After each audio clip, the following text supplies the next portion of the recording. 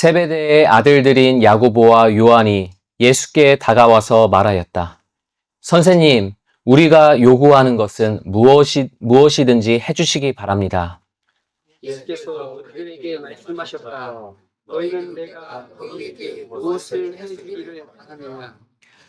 그들이 그에게 대답하였다.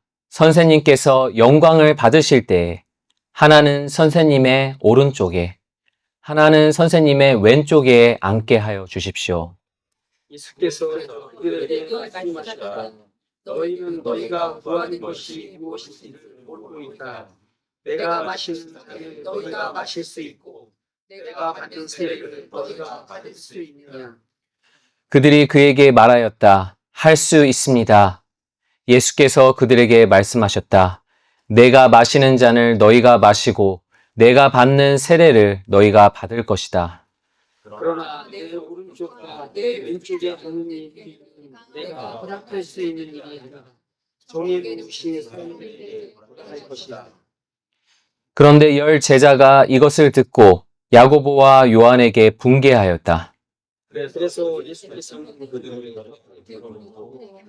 말씀하셨다. 너희가 아니면 한 사람들을 다스린다고 자처하는 사람들은 백성들은 때리고 관들은 백성에게 세금을 준다. 그러나 너희끼리는 그렇게 해서는 안 된다. 너희 가운데서 누구든지 위대하게 되고자 하는 사람은 너희를 섬기는 사람이 되어야 하고 너희 가운데서 누구든지 율동이 되고자 하는 사람은 모든 사람의 주인이 되어야 한다. 다 함께 인자는 섬김을 받으러 온 것이 아니라 섬기러 왔으며 많은 사람을 구원하기 위하여 몸값으로 자기 목숨을 내주러 왔다. 여러분의 모습을 한 주 만에 다시 뵈니 참 반갑습니다. 참 좋으신 하나님의 평강이 늘 함께 하시기를 바랍니다. 방금 읽은 성경 본문을 묵상하는 가운데 문득 13년 전 저와 아내가 결혼식 피로연을 준비하던 때가 떠올랐습니다. 저희는 그 국제 결혼이라서 먼저 한국에서 결혼 예배를 드렸고요. 그 다음 일본에서는 피로연을 드렸습니다. 한국의 결혼식에는 신랑 신부가 한 번도 뵌 적이 없는 그런 가족의 지인분들까지 참 많은 하객이 오기 때문에 자리 배정에 그렇게 크게 신경 쓰지 않아도 괜찮죠. 하지만 그 일본의 결혼식과 피로연은 대부분 신랑 신부와 가까운 사람들만 참여하는 스몰 웨딩입니다. 그래서 특히 결혼식 후에 그 피로연 같은 경우에는 참석자 한 명 한 명이 앉을 자리를 미리 정해서 각 자리에 명패를 놔둬야 하는데요. 이 자리 배정이라는 게 참 은근히 신경 쓰이더라고요. 친척분들은 어느 테이블에 앉으시는 게 좋을까? 아무래도 가족이니까 그 신랑 신부 자리와 가까운 곳이 좋지 않을까? 친구들 테이블은 어디가 좋을까?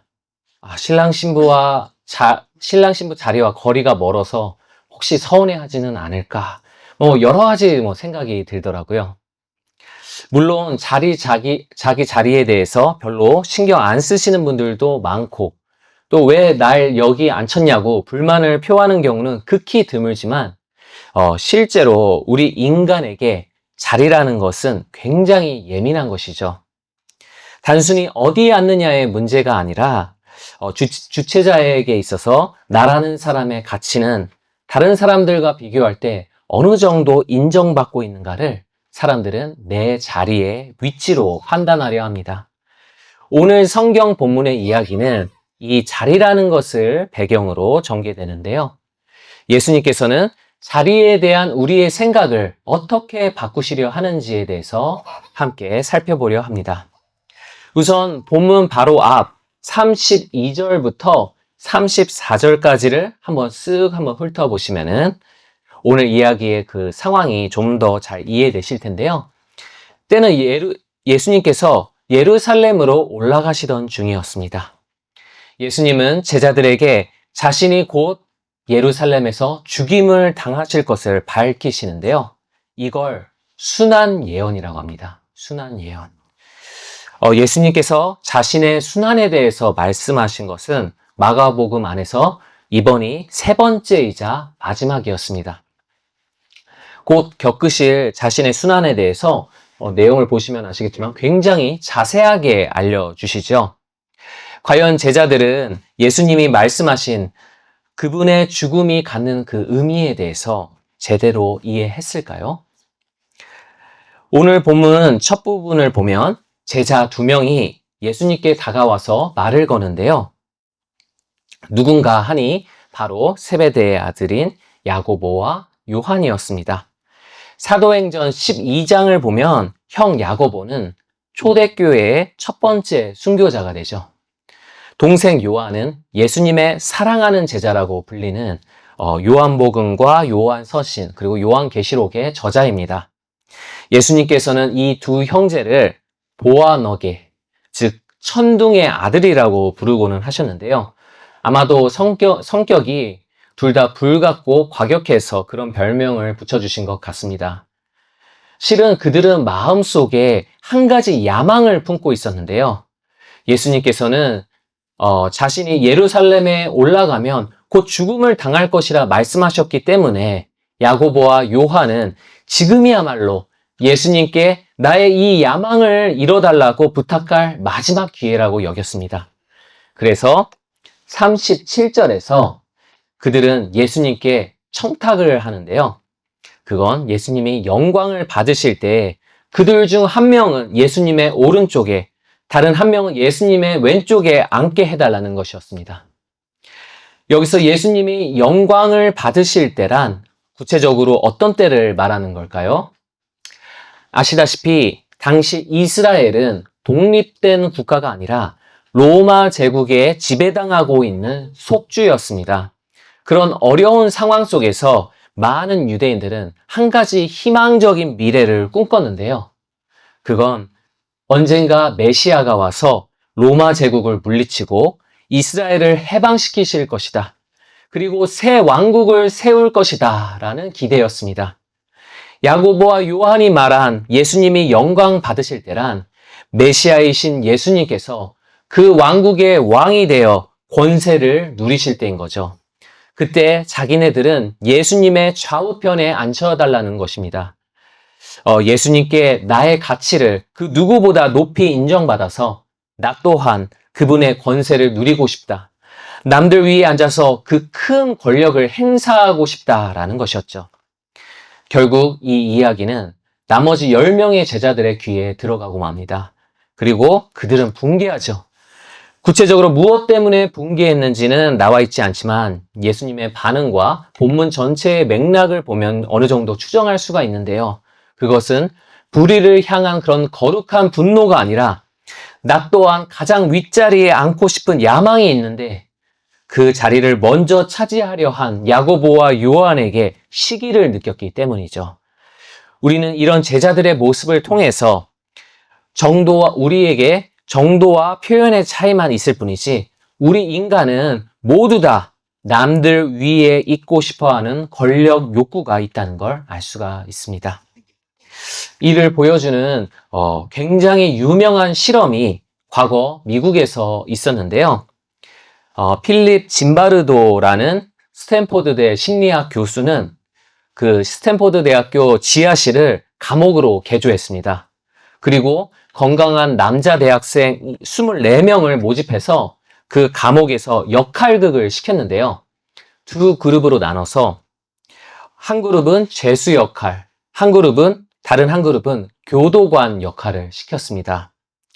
교도관들은 물리적인 폭력만 금지되고 그 외에는 자유롭게 저마다의 방법으로 그 죄수들을 통제하게 했습니다. 반면에 죄수들은 교도관들이 그 부과한 규칙을 따르도록 했는데요. 실험 중에 어떤 일이 일어났을 것 같으세요? 참가자들 전원이 착실한 명문대생들인데다가 또 이게 실제 상황이 아니라 역할극이라는 걸 알고 있는데 그냥 상식적인 선에서만 행동하다가 재미없게 끝나지 않을까요?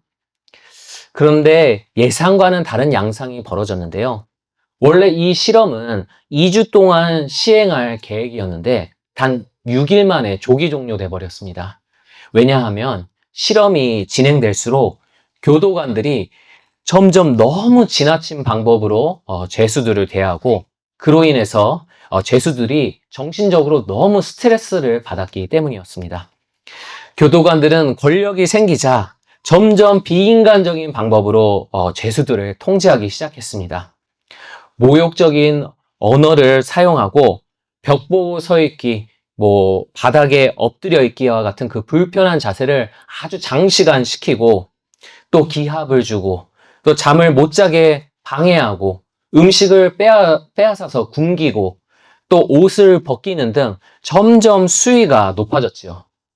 이 때문에 죄수들은 너무 스트레스를 받아서 점점 불안하고 무기력해지다가 몇몇은 신경쇠약 증세를 보이고 또 발작이 일어나는 그런 경우까지 일어났습니다. 결국 실험이 중단돼 버렸죠. 이처럼 사람은 내 안에 권력 욕구가 있다는 걸 평소에 잘 인지하지 못하지만 그 욕구를 분출할 만한 조건만 갖춰지면 어느새 남들을 지배하는 걸 당연시 여기고 그 수위를 점점 높여간다는 것입니다. 네, 우리는 자기 자신이 얼마나 권력적인지를 잘 모릅니다. 하지만 인품이 온유한 사람도 정의감이 투철한 사람도 예외는 아니죠. 우리 모두가 잘못된 권력 욕구를 가지고 일상 속에서 아주 다양하고 교묘한 방법으로 남들 위해 군림하려 합니다. 우리는 기본적으로 나의 욕구가 타인의 욕구보다 먼저이기 때문에 가정이라는 나의 가장 기초적인 그 울타리에서조차 내 배우자, 내 자녀, 내 부모가 지금 뭘 느끼고 있는지, 또 뭘 필요로 하는지 진정 잘 모르고 알더라도 모르는 척하며 그걸 보듬기를 거부할 때가 너무나 많죠. 나와 내 가족이 생존하고 유지되는 데 있어 실용적으로 느껴지는 것에는 주목하지만 내 주변 사람들의 내면에는 무관심하고 서로의 마음을 알아가는 진솔한 대화는 잘 시도하지 않는 경우가 너무나 많습니다. 우리는 내 가까운 사람들에 대해서 잘 안다고 착각하지만 실제로는 무지한 가운데 아주 교묘한 형태로 내 권력 욕구를 그들에게 행사하는데요. 힘의 균형에서 우위를 점하거나 공격적인 성향을 가진 사람은 나의 생각을 사랑이라는 그런 명목으로 상대방에게 강요하죠. 내가 너를 위해서 이렇게까지 하고 네 문제가 뭔지 수백 번 알려줬는데 왜 내 말을 도대체 안 듣는 거야? 라고 하죠. 나의 지혜가 너의 것보다 현명하다라며 내 도덕성과 내 능력이 너보다 우월하다는 걸 주장합니다. 또 내가 너보다 더 많은 것을 희생했기 때문에 너는 날 따라야 해라고 하며 보상을 강요하죠. 그렇게 상대방보다 높은 곳에 앉아서 내 뜻대로 움직이려 합니다. 그렇다면 수동적이고 방어적인 사람들은 권력과 상관없이 겸손하기만 한 사람들일까요? 아니죠. 그들도 나름의 방법으로 내 권력 욕구를 행사합니다. 대표적으로 무관심과 회피가 있죠. 상대방의 말을 물리적으로는 듣지만 마음으로는 그 말에 무관심하죠.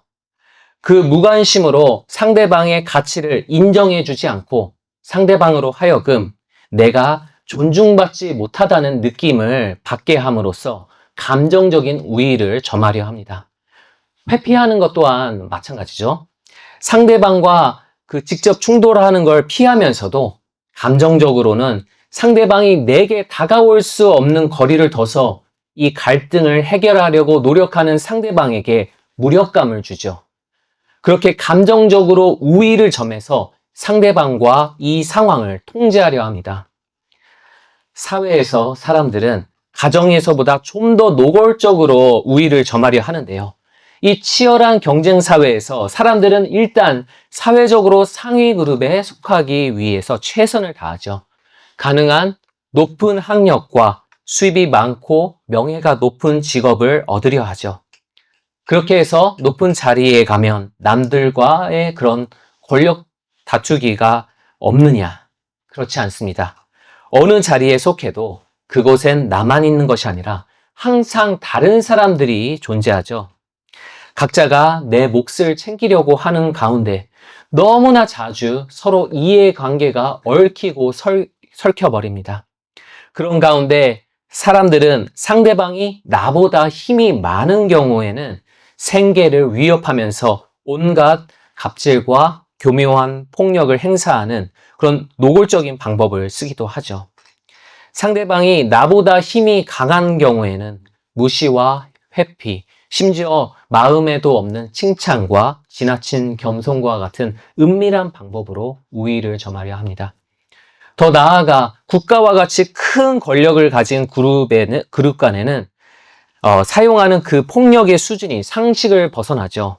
나라 간의 경쟁에서 더 우위를 차지하고 또 자기보다 약한 국가를 착취하기 위해서 불공정한 그런 무역으로 상대방 나라에게 엄청난 희생을 강요하고 전쟁으로 수많은 사람들을 잔인하게 죽여버리는 곳이 지금 우리가 살고 있는 지금 이 세상이 아니겠습니까? 성경을 보면 맨 첫 부분부터 우리 인간이 권력에 대해 타락했다는 사실을 다루는데요.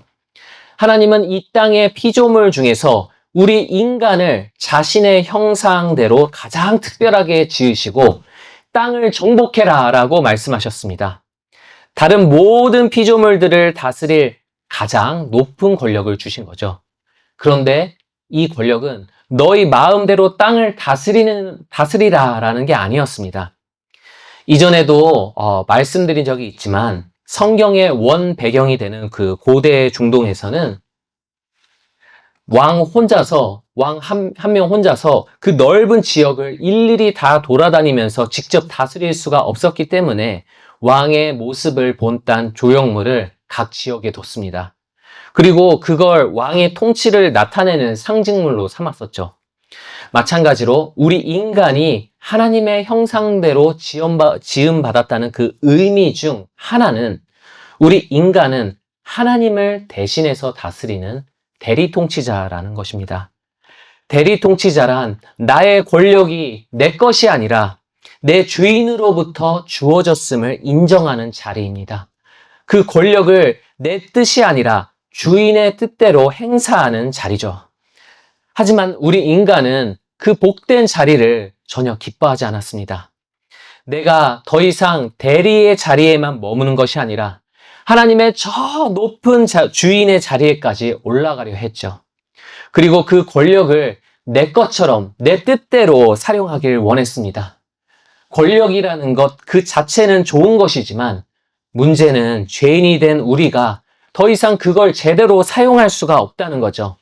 항상 남들보다 높아지기 원하는 이 죄의 성질이 우리 안에 있는 한 우리 인간의 왕국은 이 자리다툼의 굴레에서 절대로 벗어나지를 못하다가 결국엔 모두 죽어 파멸당할 운명인 것입니다. 이것이 야고보와 요한이 꿈꾸는 나라의 최후였던 거죠. 하지만 예수님은 이와는 전혀 다른 그런 나라에 대해서 제자들에게 알려주시는데요. 43절 후반절부터 45절까지 함께 읽겠습니다. 너희 가운데서 누구든지 위대하게 되고자 하는 사람은 너희를 섬기는 사람이 되어야 하고 너희 가운데서 누구든지 으뜸이 되고자 하는 사람은 모든 사람의 종이 되어야 한다. 인자는 섬김을 받으러 온 것이 아니라 섬기러 왔으며 많은 사람을 구원하기 위하여 치를 몸값으로 자기 목숨을 내주러 왔다. 네, 예수님이 말씀하시는 하나님 나라는 우리 인간이 꿈꾸는 그런 힘이 지배하는 약육강식의 나라, 높아짐의 나라와는 전혀 다르죠. 위대해지려면 오히려 섬겨야 하고 으뜸이 되려면 오히려 종이 되어야 하는 낮아짐의 나라입니다. 내게 그 아무리 세상 모두를 복종시킬 만한 강한 힘이 있더라도 그 힘을 상대방 위에 군림하기 위해서 사용하는 것이 아니라 그 힘을 상대방을 진정 이롭게 하기 위해 진정 사랑하고 섬기기 위해 쓰는 나라인 것입니다. 물론 이처럼 겸손한 삶을 살라고 가르치는 건 기독교뿐만이 아니죠. 세계 주요 종교들 대부분이 이기적으로 살지 말아라, 타인을 섬겨라, 이타적인 삶을 살아라라고 말합니다. 하지만 그럼에도 불구하고 세상 모든 종교를 통틀어서 오직 기독교만이 가진 특성이 하나 있는데요. 그건 45절이 말하듯이 신이 그러한 낮은 자의 삶을 직접 사셨다는 것, 가장 높으신 분이 가장 낮은 우리 죄인을 구하기 위해서 자기 목숨까지 희생하셨다는 겁니다. 신이 인간의 생명을 구하려고 자기 생명을 대신 대속제물로 바쳤다. 다른 종교에서 이런 섬김에 대해서 들어보신 적이 있으십니까? 없으실 겁니다. 예수 그리스도께서 우리를 위해 행하신 대속적 희생, 이것이 우리가 낮은 자의 삶을 살아야 할 진정한 이유가 되는 것입니다. 팀 켈러 목사님은 누군가의 삶을 변화시키는 진정한 사랑은 모두 이 대속적 희생에 기반하고 있다고 말씀하셨는데요. 한번 같이 읽어볼까요? 누군가의 삶을 변화시키는 진정한 사랑은 모두 이 대속적 희생에 기반하고 있다. 네. 그에 대한 예로서 자녀를 위한 부모의 희생을 팀 켈러 목사님은 예로 드셨는데요. 이번에 속초로 교회 소풍을 갔을 때의 이야기입니다. 첫날 저녁 때 숙소에서 가까운 호수공원이 있었는데 그 호수공원으로 모두가 다 함께 산책을 나갔습니다. 우리 주일학교의 보물인 예준이와 예인이도 함께 갔는데요. 그런데 아이들은 우리 어린들과는 다르게 그 길을 똑바로 걷질 않죠. 호기심이 워낙 많아서 신기한 게 보이면은 곁길로 빠집니다. 그리고 그걸 한참을 보고 만지고 즐거워하죠. 그 호수 공원은 꽤 커서 거리가 한 1km는 돼 보이는데 서사모님은 이리저리 많이 돌아가더라도 아이들이 그런 가는 곳에 다 함께 가주시고 또 아이들이 느끼는 그 호기심에 하나하나 다 공감해 주시더라고요. 자녀를 길러내는 데 있어서 부모가 얼마만큼의 에너지와 또 시간을 희생해야 하는지가 사모님의 그 모습을 통해 간접적으로 느껴졌습니다. 그리고 우리 어머니, 아버지는 날 키우는데 도대체 얼마만큼의 삶을 희생하셨을까라는 생각이 들더라고요. 저는 40살이 넘어도 아직도 개인적으로 하고 싶은 게 이것저것 참 많습니다. 하지만 제가 태어났을 때 부모님은 지금의 저보다도 10몇 살이 어리셨습니다. 그 젊은 나이에 하고 싶은 게 참 많으셨을 텐데 최소한 20몇 년의 세월을 어떤 의미에서 지금까지도 저를 위해 희생하셨죠. 그 희생이 지금의 절 만들었습니다. 그리고 여러분 또한 지금의 모습으로 빚어지시기까지 여러분 부모님의 수십 년의 희생이 그 밑바탕에 있으셨을 겁니다. 부모님의 그 희생은 단순한 희생이 아니죠. 참으로 많이 용서하고 인내하는 희생입니다. 그런 어린아이들의 그 천진난만한 모습을 보면 너무나 귀엽죠. 그런데 어린아이들이 순수하다고 해서 결코 선하기만 한 것은 아니라는 걸 모든 부모들은 깨닫는데요. 이런 안 좋은 이야기에 예준이와 예인이를 예를 들어서 죄송합니다.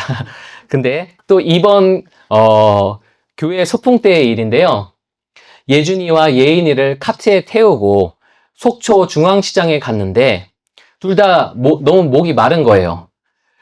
근데 이 음료수가 한 병밖에 없어서 서로 나눠 마셔야 했습니다. 참, 이 둘은 사이좋게 나눠 마셨을까요? 먼저, 예준이가 빨대를 입에 물고 음료수를 마셨는데요. 몇 초 마시고 동생 예인이에게 넘겨줘야 되는데, 빨대를 계속 물고 안 놔주는 거예요. 그래서 예인이가 울고 불고 난리가 났죠. 그걸 보고, 김기범 전도사님이 예준이를 혼내고 빨대를 뺏어서 예인이에게 넘겨줬는데요.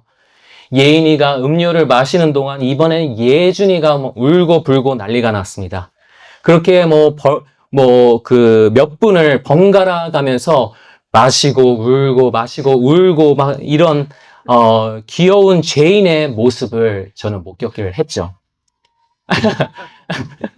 참 그 존재감을 강하게 드러내는데 참 신기한 것은 인간은 굳이 죄를 가르치지 않아도 이미 태어나자마자 본능적으로 죄에 대해 잘 알고 그걸 본능적으로 행한다는 겁니다. 부모는 자녀의 이 죄성을 참으로 오랜 세월 용서하고 인내하고 희생하면서 바로잡아가죠. 자녀의 그 많은 흠을 보면서도 사랑을 거두지 않고 항상 자녀 곁을 지키며 선한 길로 인도해 줍니다. 하나님께서는 그러한 부모의 대속적 희생을 통해서 지금 우리의 인격과 그리고 도덕적 감각을 빚어오신 것이죠. 우리의 지난 삶을 뒤돌아보면 우리 곁에는 부모 외에도 나를 진정 변화시키고 성숙시켰던 그런 고마운 분들이 분명 있으셨을 겁니다. 그리고 그러한 분들이 가지고 있는 공통점이 하나 있을 건데요. 그건 나의 이 많은 허물을 가까이서 경험하면서도 내 곁에서 계속 인내하고 용서하며 이런 나를 사랑으로 지켜봐줬다는 거죠.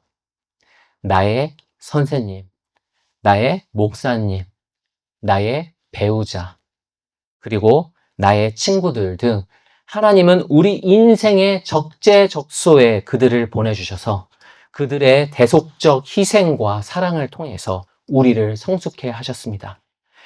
다른 사람을 섬긴다는 것은 그 사람이 필요로 하는 것을 알기 위해서 관심을 가지고 가까이 다가간다는 것입니다. 그리고 그 가까이서 그 사람을 경험하다 보면 상대방의 허물들이 참 많이도 내 눈에 들어오죠. 그리고 언젠가는 반드시 그 가시에 내가 찔리게 됩니다. 그 사람과의 관계가 가까운 만큼 그 가시에 찔린 상처는 참으로 쓰라리죠. 하지만 섬긴다는 것은 그럼에도 용서하고 인내하며 그 사람을 사랑하기 위한 내 낮은 자리를 지키는 겁니다. 그래서 섬긴다는 건 참 힘든 일이죠. 우리 주변을 둘러보면 다루기 힘든 참 모난 사람들이 얼마나 많습니까? 그런 그들의 허물을 용서한다는 건 마치 불가능한 일처럼 보입니다. 그저 현실성 없는 이상처럼만 느껴지죠.